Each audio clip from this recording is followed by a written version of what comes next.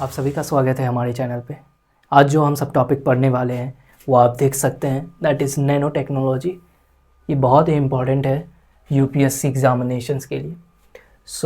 पहले हम सब देखेंगे कि इंट्रोडक्शंस में व्हाट इज़ नैनो टेक्नोलॉजी।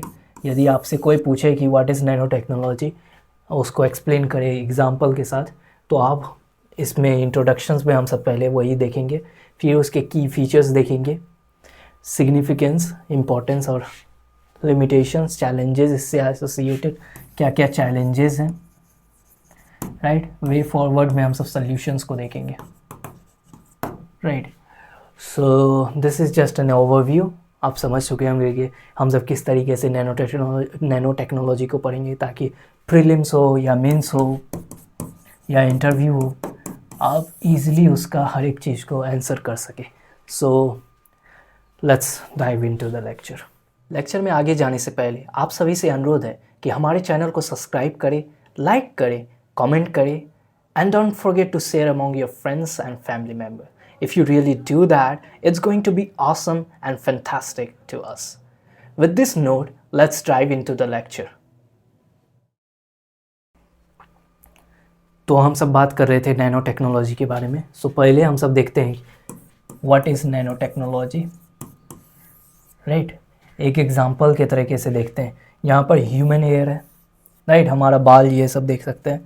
ये जितना भी बड़ा है, राइट, इतना सपोज कीजिए ये हेयर है, इसका 80,000 गुना जो छोटा होगा, इससे छोटा, इतना, इससे भी छोटा, तो वो जो पार्टिकल्स होंगे और उसमें जो भी चेंजेस लाए जाएंगे, राइट। इसमें कोई किसी चीज़ का इसमें टेक्नोलॉजी यूज़ किया जाएगा ताकि उसका एफिशिएंसी बढ़ाया जाए, right.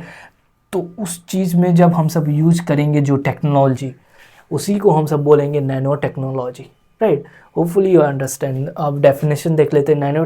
Nano technology is a fantastic field that deals with the manipulations of matter. ये जो सबसे छोटा मैटर है एटम्स लेवल के लिए, तो उसको हम सब मैनिपुलेट कर रहे हैं, राइट। उसको चेंजेस कर रहे हैं ताकि उसे और एफिशिएंट किया जा सके at atomic and molecular level पर, ठीक है, बहुत ही छोटे लेवल पर, specifically at nanoscale. This scale is incredibly small with 1 nanometre being 1 millionth of a metre.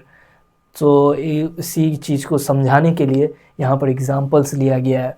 Human ear को आप देख सकते हैं, तो उससे 80 गुना, जब 80,000 गुना छोटा चीज़ कोई भी मिलेगा, वो आपका हो जाएगा nano particles. Example IT sectors जो होते हैं, आईटी इंडस्ट्रीज़, राइट, ये सब बहुत ही यूज़ करते हैं नैनो टेक्नोलॉजी। आजकल का जो हम सब मोबाइल फ़ोन देख सकते हैं, बहुत ही कॉम्पैक्ट है, तो नैनो टेक्नोलॉजी का बहुत ही यूज़ किया गया है। उसमें ट्रांजिस्टर्स, जो भी चिप्स होते हैं, ट्रांजिस्टर्स और भी सर्किट्स होते हैं ना, तो वो सब नैनो टेक्नोलॉजी का यूज़ किए हैं।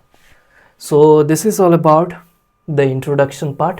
Now let's try to see the key features of nanotechnology.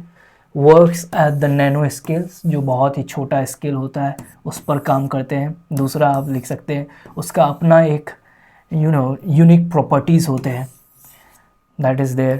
Third में आप लिख सकते हैं एनर्जी एफिशिएंसी, जो चेंजेस लाए जाते हैं, मैनिपुलेट किया जाता है ताकि उसका एफिशिएंसी को इंक्रीज़ किया जा सके।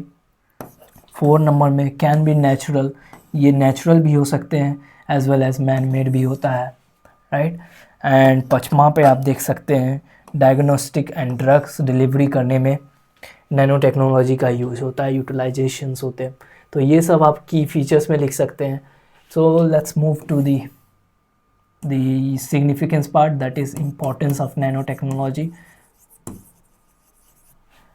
इम्पोर्टेंस में हम सब देख सकते हैं, पहला पॉइंट लिख सकते हैं कि मेडिसिन को रिवोल्यूशनराइज कर रहे हैं, ठीक है।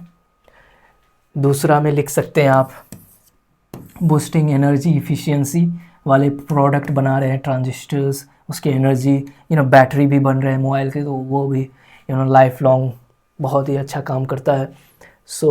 ये इफ़िशियंसी बढ़ा रहे हैं। तीसरा में आप देख सकते हैं improving food productions and safety.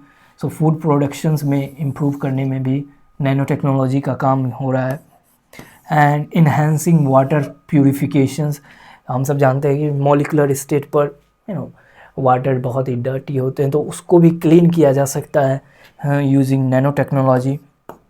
And पचमा में आप देख सकते हैं protect the environment, so environment को भी बचाने के लिए नैनो टेक्नोलॉजी का यूज किया जा रहा है, यूटिलाइजेशंस। सो ये सब आप सिग्निफिकेंस में लिख सकते हैं। पहला पॉइंट है रिवोल्यूशनराइजिंग मेडिसिन, दूसरा बूस्टिंग एनर्जी इफिशिएंसी, तीसरा improving food productions and safety, enhancing water purifications, protects the environment. Now अब लिमिटेशंस और challenges associated with nano technology देखते हैं। इससे रिलेटेड क्या क्या चैलेंजेस हैं, प्रॉब्लम्स हैं,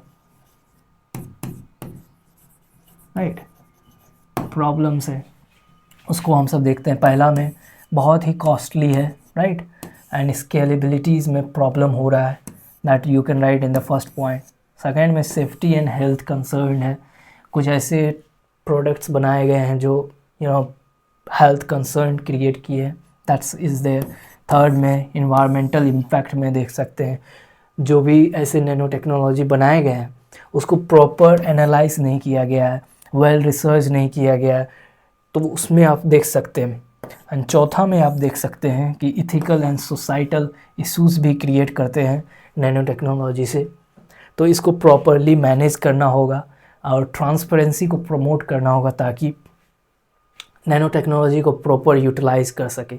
सो एंड पचमा में आप देख सकते हैं lack of regulations and standard, जो भी इसके प्रोडक्ट्स बनाए जा रहे हैं उसके रिलेटेड कोई फ्रेमवर्क या कोई रेगुलेटरी अथॉरिटी नहीं है कि उसको देखे कि कोई ऐसा सामान ना बन जाए, ऐसा प्रोडक्ट ना बन जाए जो आगे जाके प्रॉब्लमेटिक हो। जैसे प्लास्टिक एक समय में जब बनाया जा रहा था लग रहा था ये it's going to be a wonderful things for human beings, but अभी देख रहे हैं कि किस तरीके से प्लास्टिक्स हम सबको कितना डिस्टर्ब कर रहे हैं, इसको डिकम्पोज नहीं कर पा रहे हैं। सो दैट इज़ कि ऐसा कोई और भी प्रोडक्ट ना बन जाए, ठीक है, जो इन्वायरमेंट और ह्यूमन हेल्थ के लिए प्रॉब्लमेटिक हो।